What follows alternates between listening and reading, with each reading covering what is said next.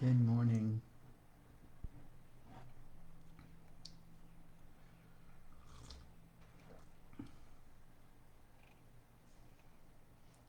Good morning, everyone.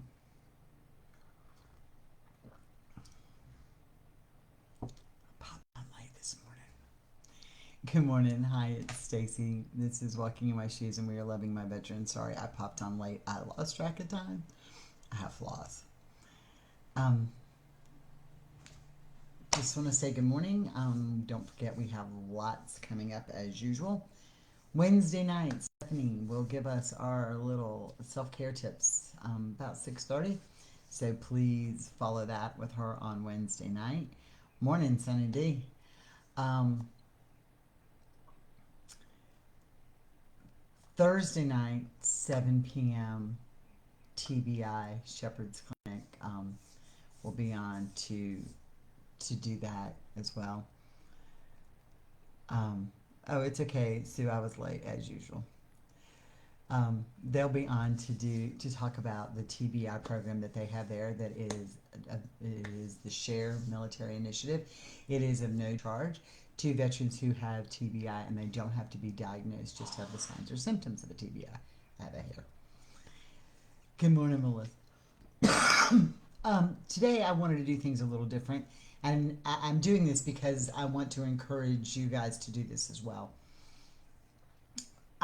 We spend a lot of time on YouTube, and Sarah Kim, thank you again for working on those videos and getting them up there.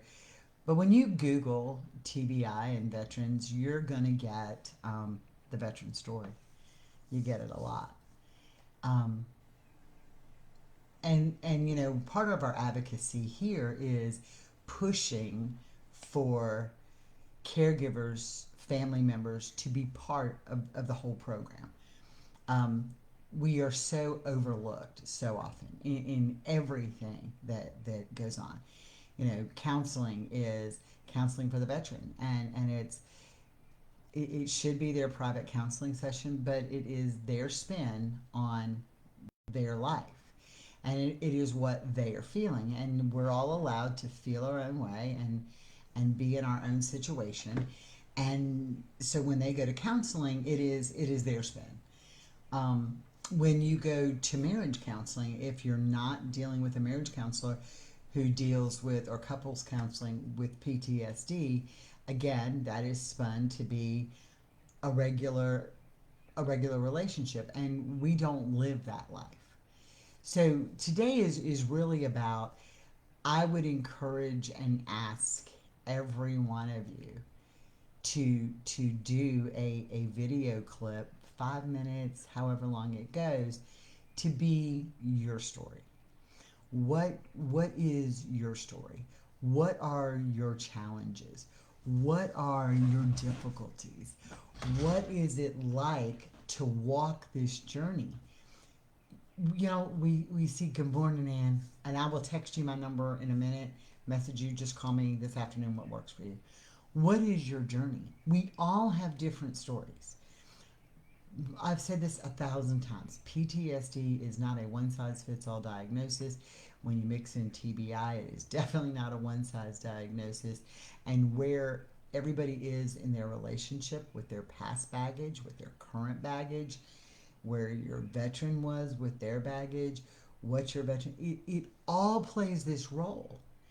And if we don't learn to share our story, the caregiver story, people are never going to acknowledge that we have to be part of the whole system to fix it. I know that we all have different things that go on. Do they disappear and do they check out for a day or two at a time, or a week at a time? Do you come home like other people did, like Melissa came home to her home and find what she went on? Do you have your veteran that is a police officer on top of, so admitting that there's issues tends to be a problem? Are you in Ann's situation where she has a veteran and she also lost her child? Are you're in like a Lisa situation where this is two people who've lost their spouses prior coming together? and where they served all plays an intricate role.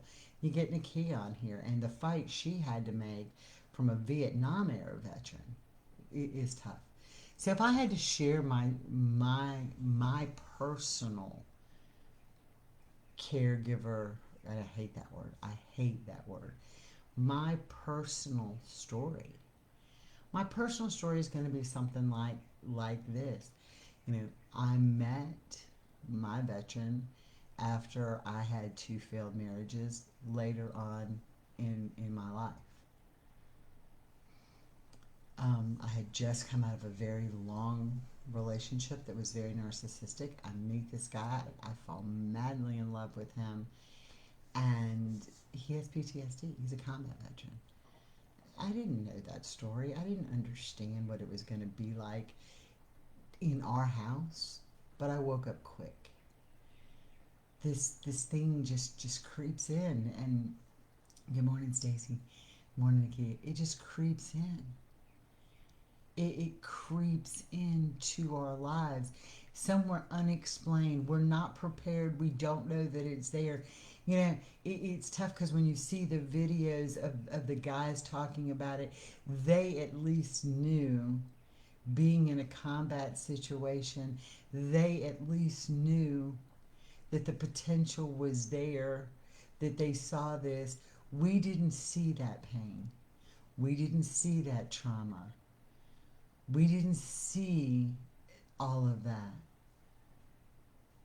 We didn't see all that. So what we see is the after effects. What we see is the shutting down. I didn't know what it was like to be closed out or shut out. I didn't know what it was like to have a date of that magnitude. I didn't know what it was like that there are certain times and dates and places that triggered him. And I don't mean explosive triggers. I mean put him in a place where his mind is in 300 places. And while he is physically in my presence, he's not always mentally in my presence because there's so much else going on. I didn't know that existed. I didn't know that existed. And we're bringing home thousands upon thousands upon thousands of these people because if we're not in a current war, we are in a conflict. It wasn't until I had a deep conversation with my veteran that I realized that peacekeeping missions, I thought they were just that. I thought they were peacekeeping. I thought humanitarian aid, we were bringing a medication. I didn't realize the dangers and the risk that went to that. So no, I didn't get it. I didn't understand it. I didn't know what it was like. I didn't know that I was going to have moments where I felt worthless.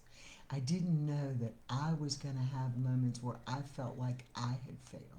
I didn't know that the person I loved more than anything in this world, that there were going to be moments I said, why? I didn't know that. I didn't know that a simple TV commercial, especially when COVID happened, and there was all this, we're in this together, and it was the color thing, where all these colored screens kept going. I didn't know that would trigger him and put him in a place. I didn't know we had to identify every aircraft that flew overhead. I didn't know that a plane, a simple plane flying overhead, could change his demeanor. I didn't know that when he asked me, what do you want for dinner? How can I cook it for you? And I said, I'll get it, would put him in a place. I didn't know that.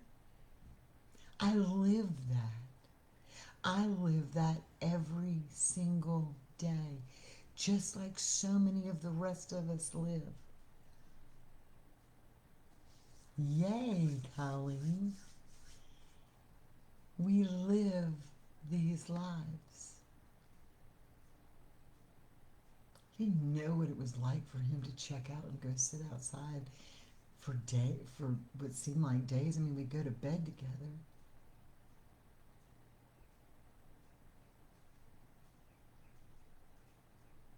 I didn't know that. Anne didn't know her son's story. She may have heard part of it. But she didn't know the after effects he was going to bring home. Because as a mom, your after effect is you're alive. I'm so glad you're home. And I think we all tend to think this and that this is going to come in, and we don't understand why you can't just shut it off and move on. We don't get that. We don't get that movie playing in our head constantly. We don't understand that feeling constantly. We tend to look at the bright side and I tell them that, but you're home. And then the words, failure's not an option, come out of his mouth. And so then everything that goes on in our relationship is about him not failing, because if he fails me and us. Nobody prepared me for that. Nobody ever loved me enough for failure not to be an option. And it's weird because there were days that I'm sitting here and I'm crying and I'm like, why am I doing this? Why am I going through this? Why are we having these moments? Why are we having this? Why are we having that? And then I realized that a lot of his flipping of his switch was so he wouldn't fail, because failure's not an option. Who has ever been loved so deeply that failure is not an option for that person? I hadn't been. But with that came those explosive moments. With that came those triggers. With that came not being able to talk.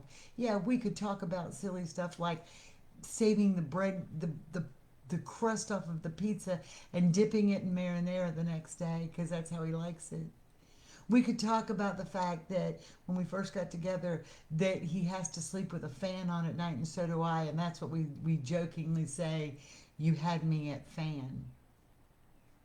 We could talk about that, but we couldn't talk about the little things, all those little things that add up, all those little things that create a problem, all those little things. We couldn't do that. Can now, some. And it's funny because we've evolved to such a level in our communication and such a level to our relationship that I find we still argue. And I'm like, what the hell? We've learned all this. But when we stopped arguing about the big stuff, the elephants in the room, we started fine-tuning the little stuff. How many spouses feel unloved because of sexual issues? How many spouses feel that? And we don't understand the whys. We don't get the whys. There's so much more. You know, we take it personally. Am I not sexy enough? Do you not love me enough? Do you not want this enough? How many of us take it personally when it's not personal like we take it at all? There's so much more to it. And it's not that we're being rejected necessarily, although we feel that way. We feel like we're being rejected, but it's not that rejection at all. Sometimes it's medication. Sometimes it's that they don't feel loved at that intimacy level. The one thing I absolutely have to say, and anybody ever heard somebody say this, especially if somebody would have told me this way into the beginning of this journey, I have never been loved the way I'm loved now. It is at a different level of love. There has been no person, take the PTSD moments out, there has never been any person in my life who has loved me with the level of love that he does. Nobody. They push aside or try to push aside what they've seen. They try to be more perfect, and they feel like they're not being perfect. So now they're not feeling like they add up. You've got the medication or the lack of medication thereof, and you're right.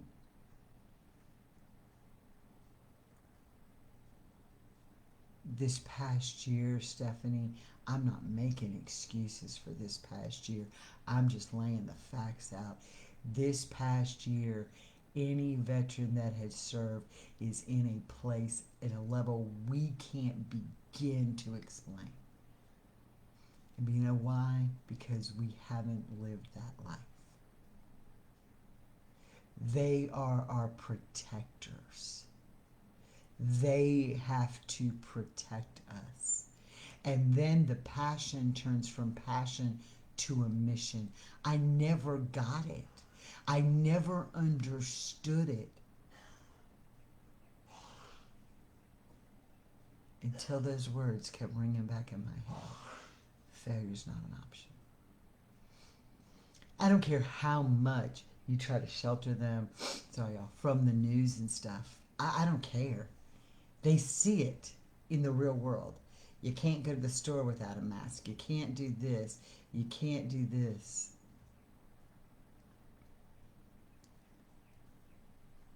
You can't have all of this, right? It doesn't all happen this way.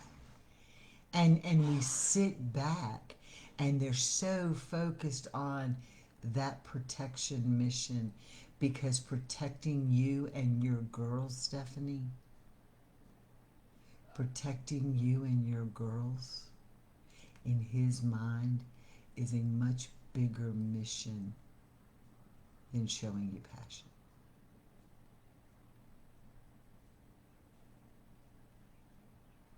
And it's not always, just like Nakia said, it's not always PSD.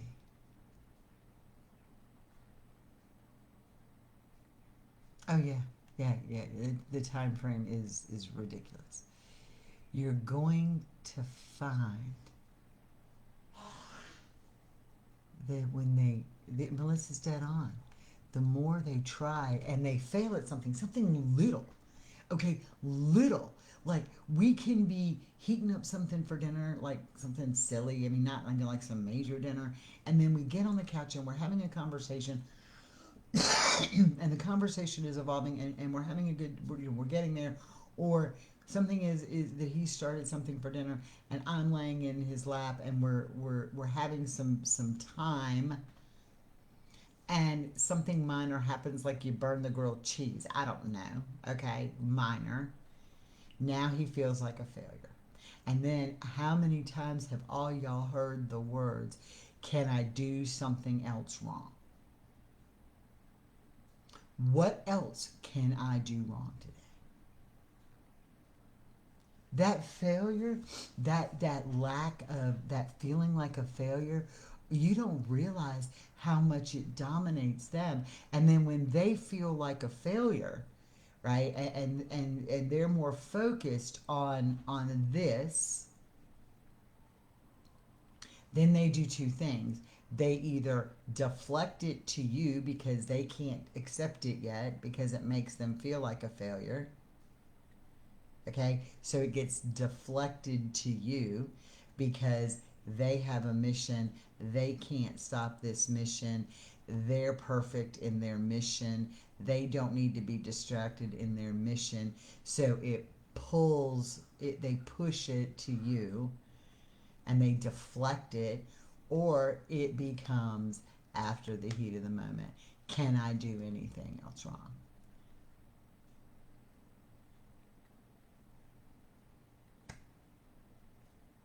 You have to let your feelings out. And I'm just I'm not defending, because the pain we feel is insurmountable at times.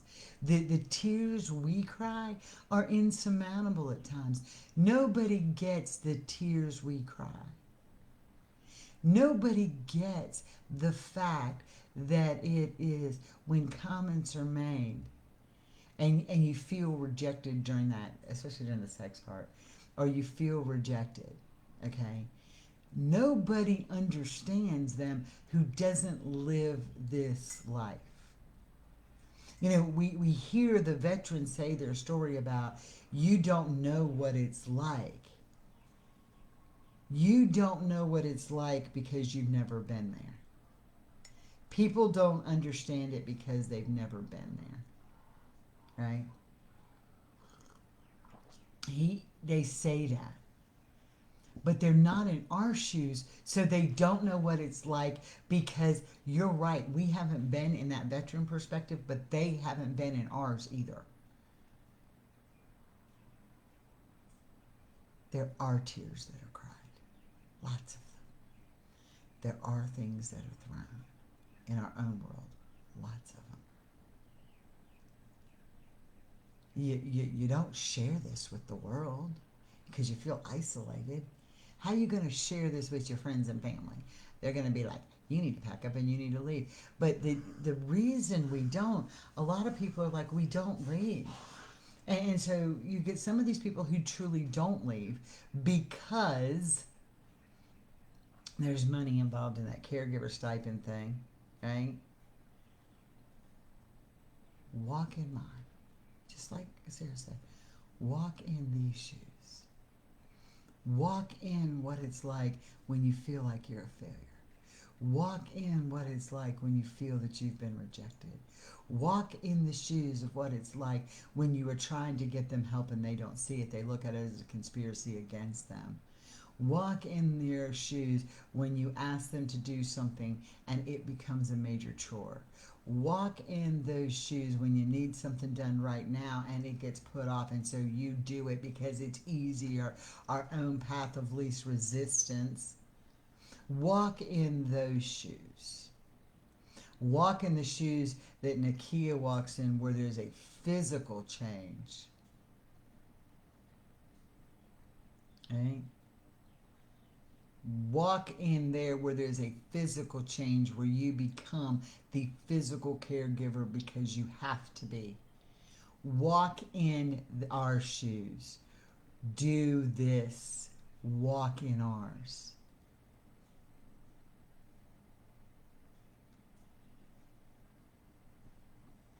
Sarah, there's so much anger. You were at such a there's so much anger that we build and so much resentment, and you have to remember this.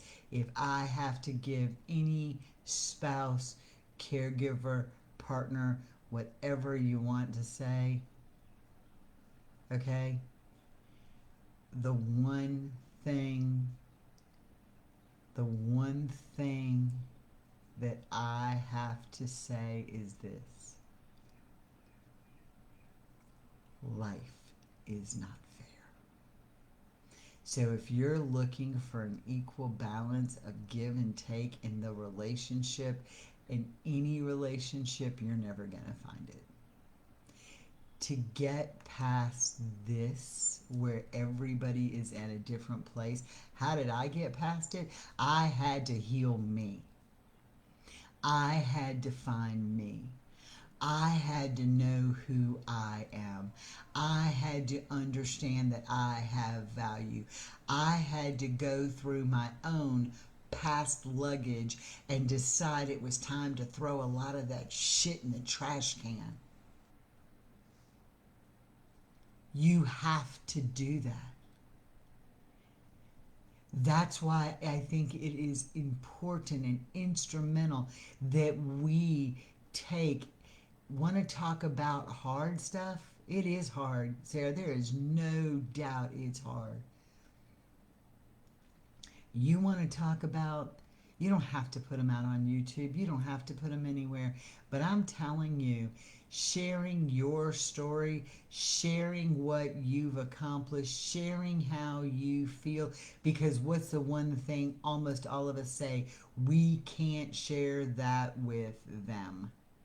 I feel trapped and feel like I can't share how I feel with them. You gotta share it. You gotta share it with somebody. But I'm gonna tell you what happens when you start sharing it with other people. You learn to share it with them. Life was not fair and it never was. You want to talk about not fair? Ask Elisa what it was like to lose her husband, her first husband. Ask her what that was like. You want to talk about not fair? She had two small kids. We have to let our past go. We have to, it is called past for a reason. Our past is not our present or our future. Get naked with yourself and spend time, instead of spending time crying in the room, what about me? Colleen, have a blessed day, baby. What about me? What about my tears? Get in there with your past baggage and start sorting it out. What do you need from your past that's going to really help you in the future? Mistakes you don't want to make again. Things that you saw that you know you need to change. That kind of past baggage you keep out where you know that you got to do something with it. But the rest of the crap, the way you felt, the emotions, the things that happened to us in the past, some of the things you have to put off, you need to put it off. Melissa's right, you need your own battle buddy. No, I do not call my mom when I'm sad. I used to.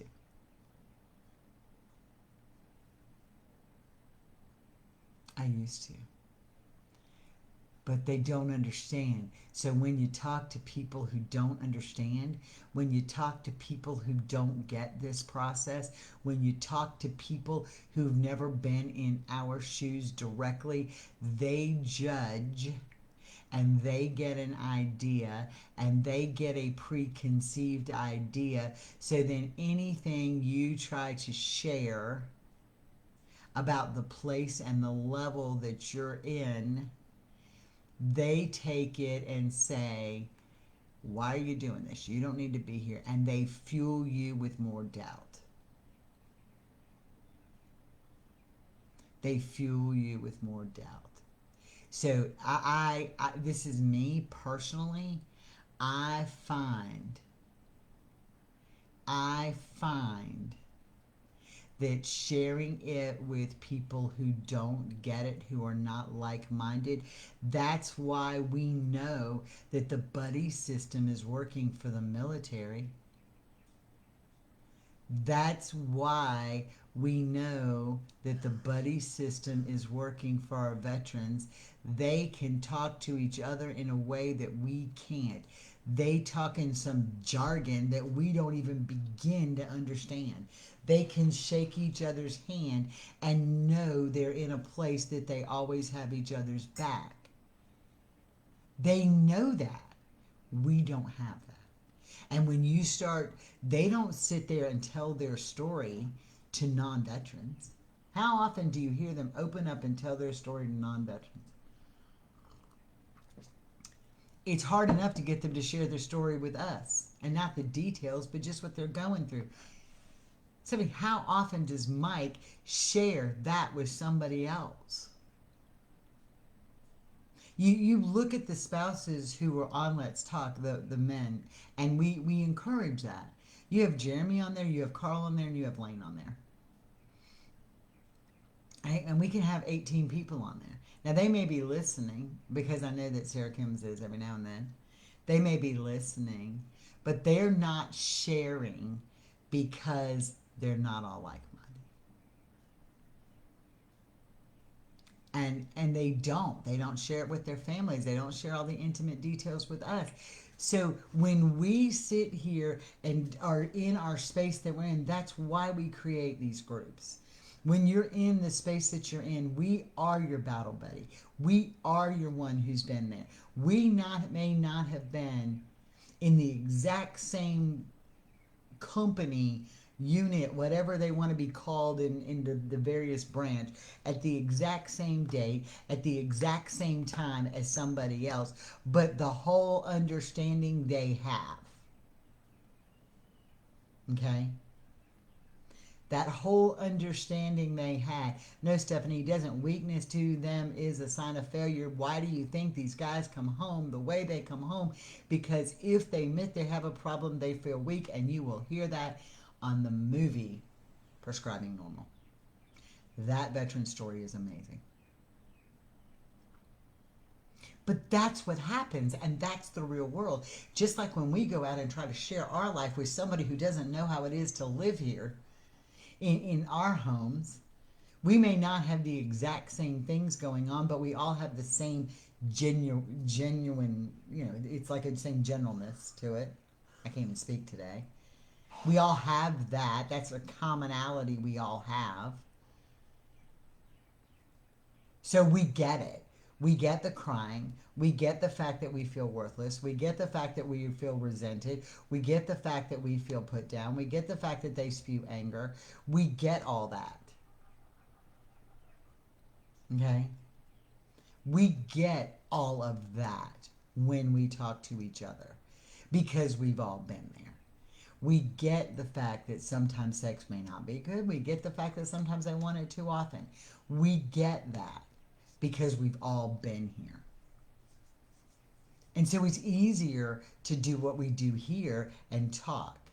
But the sooner we start sharing our stories publicly, and I don't mean you have to share the intimate detail of what he's been through, but the sooner you start to share those publicly and people understand that it's not just the veteran, that it affects every single one of us,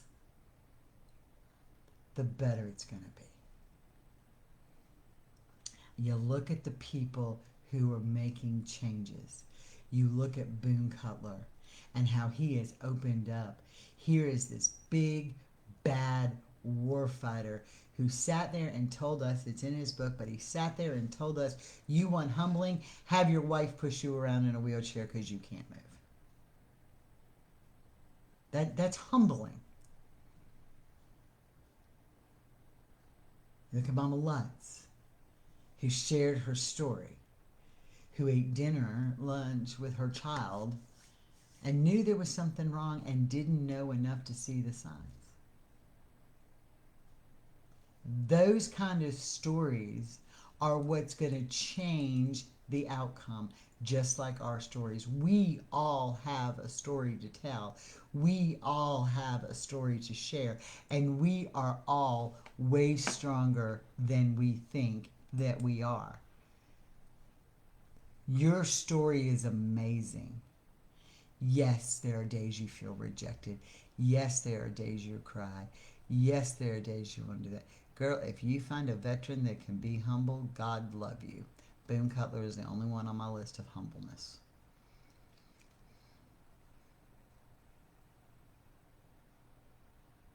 But they're not trained to be humble, Sarah. They're not trained to be humble. They have an image to uphold. The big bad warfighter. Because when they become humble, they admit that there's failure. And failure is not an option. See the circle? The circle is just the way it works. That's right, it probably doesn't mean.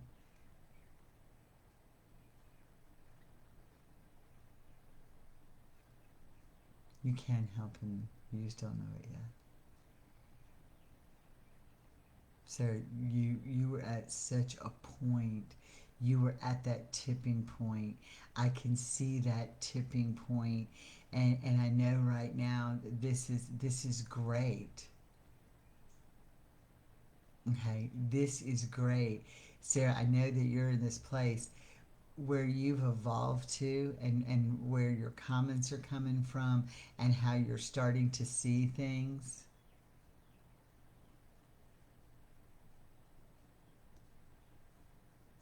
Okay, you are at that tipping point. Of course, he's got to tell everyone he's great. That guy doesn't. Come on. And sometimes when they tell people they're great, it's because they feel broken and they have to admit that they're great. It happens. You are at this great tipping point, and I'm telling you, you are in a fabulous place where you have come now where you're seeing this, where you're seeing this. You are so here. You're right there. And Sarah, I'll talk to you. Stephanie, I'll talk to you. We've all done this. Um, it is you're at that place. I'm so proud of where you guys have evolved to, because you're there, and you don't see it yet, but this is where you've started to take a stance and started to feel good about you, and now you're kind of seeing it, and you're to that point that it's just going to go boom, and it's going to be. I'm not saying it's perfect because it's never perfect, but no relationship is ever perfect. Okay, but you are there. And girlfriend, you need to get a big old piece of paper to put on your victory wall that says, I have arrived, because you have today. By the way, did you ever get the shower brush out of the drain? Just asking. The toilet brush. But that's what our stories are. Our stories are so important. You know, Nikia here shares so much with her ponder points. It is sorry, it is such an amazing thing to see her share these points. You know, I don't know what all I share besides just my story every day, and I kind of write a lot, but sharing our stories, okay. Well, he can multitask. uh, yeah, sorry. Sharing your stories are important. It's important to know that we're not alone. It's important to know that we have connections. It's important to know these things, because I'm telling you, one of the cures, not that I think there's ever going to be a complete cure, but one of the best ways we're going to reduce the number of people, you know, there's veteran suicide that we know is happening. There's caregiver suicide that they don't report. There are marriages that fall apart that don't get reported. There are children who don't have their dads in their lives. We're never going to get that addressed till we all start sharing our stories. It needs to be that it is not embarrassing to live this life. It needs to be that this is the life we live, and we make it through it. It doesn't make it easy. It makes it life. And when we all learn collectively to share these stories, and we all learn collectively to put it out there, then we reduce the stigma that comes from this. The absolute first thing people have to understand is nobody deserves PTSD, and nobody asks for it. Nobody deserves it, and nobody asks for it. And you gotta remember then you've got to remember it doesn't control your life. So I've talked way too long today. Anyway, I'm going to talk to Anne later today. Can't wait to talk to her and spend some time on the phone with her. I'll send her my number. Sarah, Kim, again, I cannot thank you enough for all you are doing getting those videos out. We're going to really promote and punch those. Don't forget, Thursday night we're having AJ Veal talk about the TBIs and what is offered as part of that resource. We really need to get there. So would I, Lisa. So would I. But he's going to have lots of information, lots of stuff. And again, that treatment is free. It is all done on a grant. So when they get accepted to the program, they are there. It is an amazing program. I mean, they take care of getting you there, everything. It is a fantastic program. And then, of course, on the 29th, we are doing normally medicated, normally prescribed. Prescribing normal. See, I can't even think today. I need more coffee. That's fine, Ann. Let me send you my number real quick. So y'all have a blessed day. I'm gonna get off of here. I'm Stacy. This is Loving My Veteran. We've been walking in my shoes.